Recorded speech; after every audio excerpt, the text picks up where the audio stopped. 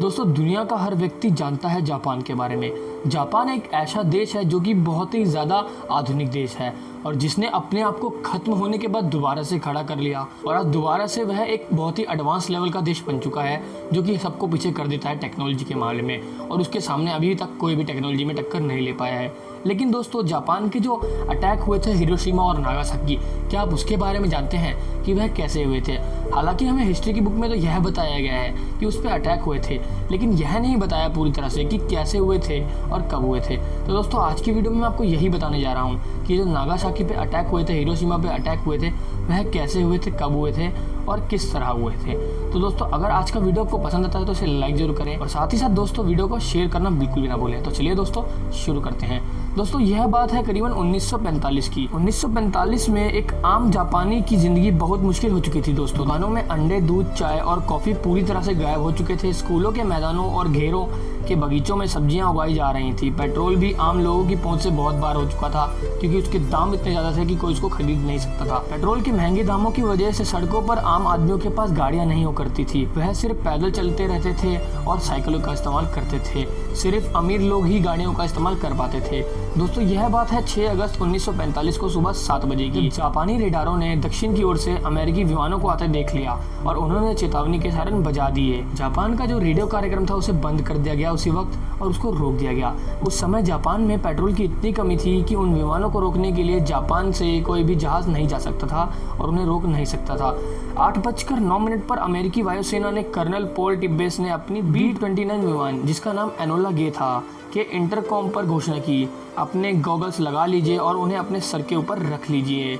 तभी सबने सर के ऊपर गॉगल्स रख लिए और उन्होंने कहा कि जैसे ही उल्टी गिनती शुरू हो, इन गॉगल्स को अपनी आंखों पर लगा लीजिए और इनको तब तक अपनी आंखों पर लगाए रखिए जब तक आपको नीचे एक बहुत ही जबरदस्त रोशनी ना दिखाई दे। विमान की बेली में 3.5 मीटर लंबा 4 टन वजन का नीला सफेद एटम बम रखा था जिसका नाम था little boy.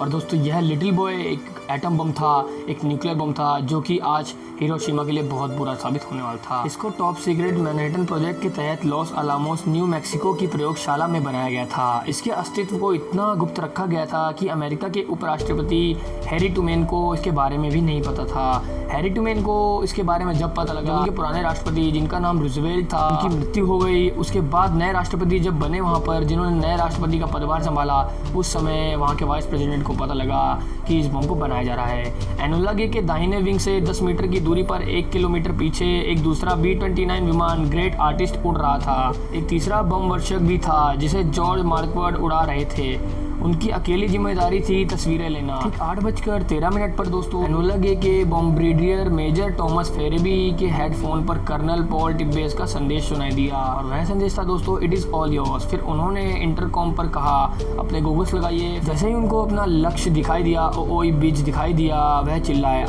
I have got it. ठीक 8:15 पर एनोला गे से नाक के बल लिटिल बॉय हिरोशिमा के ऊपर गिरना शुरू हुआ। लिटिल बॉय को एनोला गे से नीचे आने में पूरे 43 सेकंड लगे। तेज हवाओं से उसका रुख थोड़ा सा बदल गया और वह ओई ब्रिज से करीबन 250 मीटर दूरी पर गिर गया। सीमा सर्जिकल क्लिनिक के ऊपर यह बम फटा। इसकी शक्ति दोस्तों 12,500 टन TNT के बराबर थी और जब यह फटा तो तापमान अचानक 10 लाख सेंटीग्रेड पहुंच गया और ऊपर से 2 ग्रेट आर्टिस्ट के पायलट मेजर चार्ल्स स्वीन ने एक विशाल आग का गोला बनता देखा। शहर के मध्य में एक क्षण के अंदर कंक्रीट इमारतों को छोड़कर धरती के ऊपर मौजूद हर चीज़ गायब हो गई।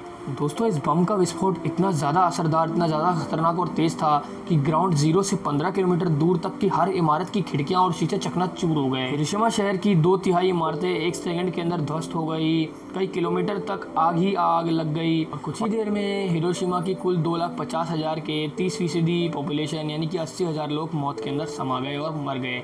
जैसे ही विस्फोट हुआ, एनोला गे के आगे की कैबिन में रोशनी फैल गई और पायलट पॉल टिबेटस ने अपने दांतों में एक अजीब सी सिरहन महसूस की। विमान के पिछले हिस्से में बैठे हुए टेल गनर बॉब कैरन ने अपना कैमरा उठाया और नीचे के दृश्य की तस्वीरें लेने लगे। नीचे के बैंगनी बादलों के बीच सफेद धुएं का एक रेला 3000 फीट तक उठा और उसने एक मशरूम की शक्ल बना ली। एनोला गे के सह पायलट कैप्टन रॉबर्ट लुइस ने अपनी लॉग बुक में इसे लिखा, my god what have we done. Enola Gay के वेपनियर विलियम पॉरेंस ने एक कूट संदेश भेजा, परिणाम सफल, विमान में हालात सामान्य हैं। और इस प्रकार उन्होंने हिरोशिमा पर अटैक कर हिरोशिमा पूरी तरह से तहस महस हो गया और ख़त्म हो गया। दोस्तों वहाँ के सारे व्यक्ति पलक झपकते ही राख की भांति उड़ गए और ध्वस्त हो गए, और मानो कि कुछ देर बाद वहाँ के हालात ऐसे हो गए कि जापान के हिरोशिमा में कोई व्यक्ति था ही नहीं और वह एक बंजर टूटी फूटी जगह बन गया।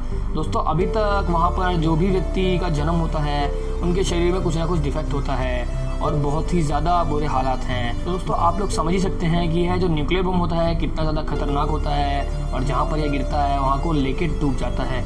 दोस्तों आज की वीडियो में मैं आपको बस हिरोशिमा के बारे में ही बताना चाहता था, लेकिन अगर आप दोस्तों नागासाकी के बारे में भी जानना चाहते हैं तो मेरे चैनल को सब्सक्राइब कर लें। और अगर दोस्तों आपको आज का वीडियो पसंद आया तो उसे लाइक जरूर करें और शेयर जरूर करें। दोस्तों मिलते हैं किसी और वीडियो में, तब तक के लिए दोस्तों अलविदा।